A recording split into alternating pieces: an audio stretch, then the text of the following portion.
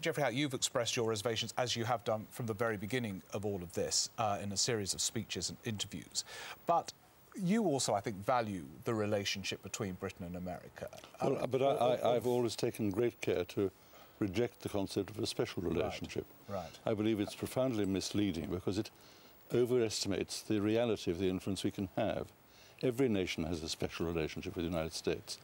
And I think we are in danger of getting the wrong impression. OK, Douglas Hurd? We all lived under and worked with the principle that we did support the United States on almost all matters in public, and we did expect in return, and get in return, a substantial private influence.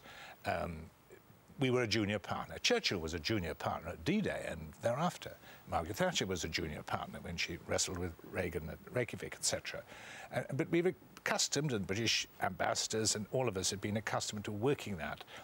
I think the penny farthing bicycle, as it were, with the United States as the big wheel and us as the small wheel, the Anglo-American penny farthing bicycle, it is now likely that the farthing related to the penny is just too small and the vehicle isn't roadworthy anymore. Any of you disagree with that? Yes, I fundamentally disagree. I think it's not as imbalanced as a penny farthing. That's the first thing. They obviously are a superpower. They're very big. But I think there are countless occasions when people have written off the American-British relationship, and presidents and prime ministers have come back to it. And I think it is important. I think it helps the United States. But we have given something into that. And one of the things we've given is a great deal of knowledge and intellect. I mean, I've had my differences with the Foreign Office from time to time. But on Iraq, we, after all, governed that country at one time after the mandate in '23. We have great experience of it. I don't think we put enough in, forcibly enough. Well, I mean, Douglas is right that Britain's power is relatively less compared to the United States than it was 20 or 30 years ago.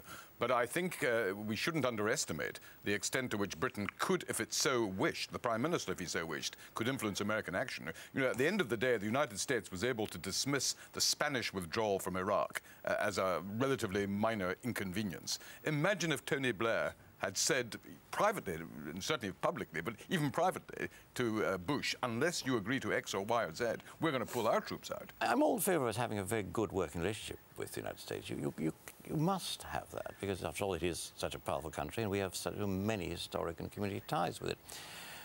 I think there were two fundamental errors, though, that led up to the adventure in Iraq. One was the assumption that the kind of very close relationship he had with Bill Clinton could be rolled forward to his successor. Now, that relationship was not simply based on the fact that Clinton was the President of America. It was based on the fact that Bill Clinton shared his values, shared his world vision.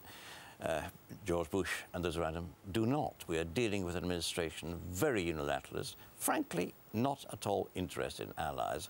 And I think it's a mistake to imagine that the neoconservatives around Bush are grateful for what we did. Frankly, they regard us with contempt, and that's why we get nothing back in return. OK, look, we've almost run out of time. I just want to ask you at the end, I had a chat with Nigel Lawson the other week, and he was saying he thought the Foreign Secretary's job was a dream job. It was great fun, less pressure and responsibilities than he had at the Treasury. Geoffrey, you did the job that Nigel Lawson did when he viewed all of you with some envy. Do you agree with him that chances you have all the pressure and hassle and Foreign Office more time? I think the Chancellor's job is a grinding job, a difficult job.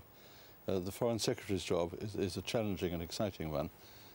There, more than in the Treasury, thunderbolts suddenly come in from out of the blue. You may never know what's going to happen next, but you can shape events there, I think, more effectively than you can in the Treasury. It's a job that can produce astonishing surprises. For me, the most surprising was that Saddam Hussein's Foreign Minister, Tariq Aziz, regarded me as one of the most untrustworthy people he'd ever dealt with.